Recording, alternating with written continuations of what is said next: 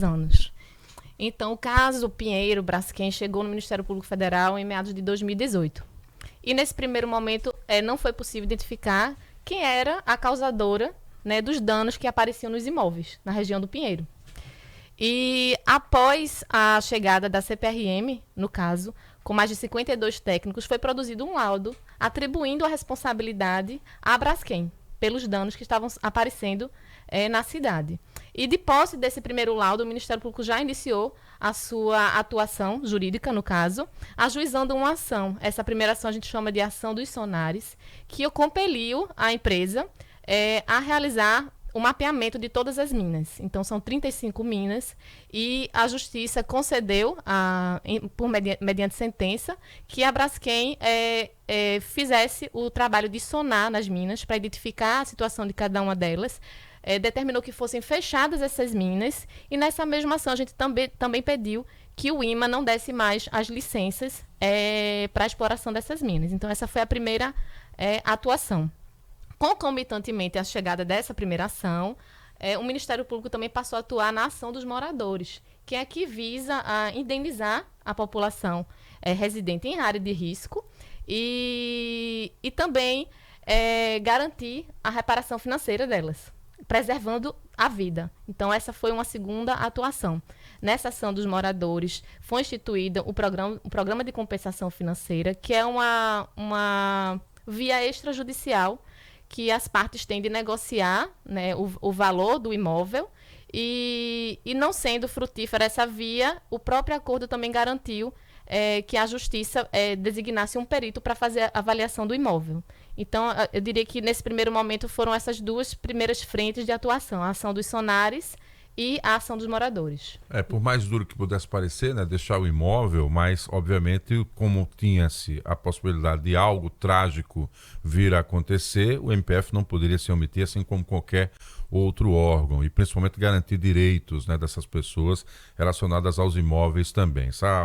Pontuar isso é fundamental, porque naturalmente hoje quando a gente fala só do aspecto técnico do que está acontecendo, se esquece de que todas as informações técnicas que os órgãos dispõem hoje é justamente por conta da pressão que foi feita dentro da lei, repito, também por órgãos como o Ministério Público Federal. Thaís Cavalcante. Doutora Júlia, já agora mais recente, como é que chegou a informação ao Ministério Público sobre a possibilidade do colapso da mina 18 e a partir daí, como se deu a atuação do MPF para dar as coordenadas e as recomendações necessárias? A informação chegou mediante ofício da Defesa Civil, comunicando, né, a possibilidade de colapso da mina 18. Isso acredito que foi na quinta-feira da semana passada. E de posse dessa primeira informação, a gente já expediu uma nota pública recomendando à população que atendesse aos comandos da Defesa Civil, que é o órgão habilitado a identificar riscos e dar as coordenadas, né? Então, a Defesa Civil fez a interdição da lagoa, fez a interdição ali do acesso à área de risco. E o Ministério Público Federal indicou justamente isso, que nesse primeiro momento fossem atendidas as recomendações da Defesa Civil. Num segundo momento, já no dia seguinte, a gente expediu uma recomendação direcionada à Braskem para que desse o suporte financeiro para as medidas que fossem necessárias e também a Defesa Civil que atuasse de forma diligente a garantir a segurança das pessoas. E também fizemos um comando direcionado à ANM, para que ela revisasse todo o procedimento de fechamento de minas, que a ANM é o órgão regulador habilitado a avaliar, né, todo esse processo de fechamento de minas que está acontecendo e que também está relacionado com a mina 18. É importante que a gente destaque aqui que existe um trabalho integrado com a Defensoria Pública da União, com o Ministério Público do Estado. O Ministério Público Federal não está sozinho nessa, né? Não, a gente atua de forma coordenada. As 3 instituições trabalham mutuamente e buscam, dividindo esforços e somando esforços para atender a todos os anseios da população num caso tão difícil, né, como esse desastre ambiental que ocorre em Maceió, provocado pela mineração da Braskem. Alguns questionamentos que vinham sendo feitos na mídia e naturalmente as redes sociais, elas potencializam algumas falas, né, e sugerindo que ficou de fora o Bom Parto e a região do Flechal. Na verdade, os órgãos, de um modo geral, de acordo com o que a gente entendeu da fala do procurador Jorge Doria, e acredito que essa também é a mesma linha do Ministério Público Federal, é que só poderiam incluir novas áreas mediante dados técnicos. Diante do que está acontecendo agora com a Mina 18 e da possibilidade de colapso, é a partir daí que podemos pensar nos flechais e também na região do Bom Parto. Isso já é uma realidade também para o MPF? Sim, o Ministério Público Federal, juntamente com o MPE e a DPU, a gente atua sempre pautado pelos elementos técnicos que dispomos, né? Então, a inclusão no programa de compensação financeira e de realocação tem por base o mapa de risco elaborado pela Defesa Civil, né? A gente percebe ali que esse mapa ele tem uma área 00, que é uma área de realocação compulsória.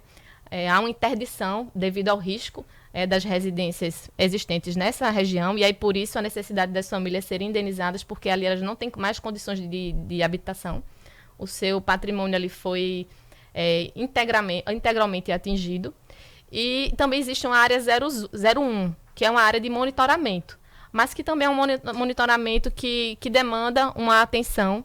E aí, no acordo, também se garantiu que, de forma facultativa, já que não há interdição e uma ordem de realocação compulsória para as pessoas que residem nessa área 01, que quem assim desejar saia e seja também indenizado.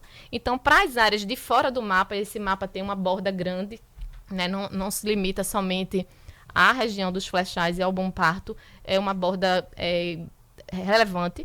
A gente começou a trabalhar os efeitos e os danos nessa borda, identificando quais eram os anseios, quais eram os reclamos da população que vinha. Então, com relação ao flechal, esse caso chegou para a gente em janeiro de 2021.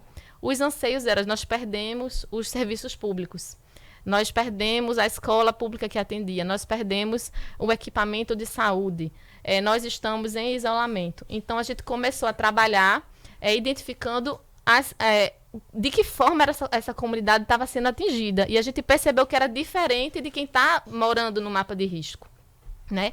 Então, a nossa atuação é sempre pautada pelos elementos, pelos dados técnicos que chegam a nós. Então, como não está na área de risco, a gente trabalhou num acordo que viesse a sanar os danos que vinham chegando a nós por meio da população.